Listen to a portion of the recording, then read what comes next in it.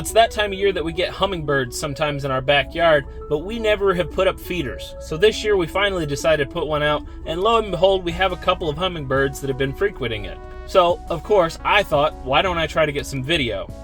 However, I wasn't quite sure exactly how the best way to get that footage would be. That is, until I tried to do the DJI Action 4 at the end of this long grip and put that on the actual branch next to the feeder and just set it up and record and see what I got. I set it on excuse me, Buzz.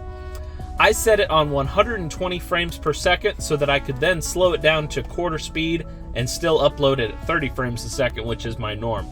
So, without further ado, let's go ahead and get into it. Let me know what you think in the comments.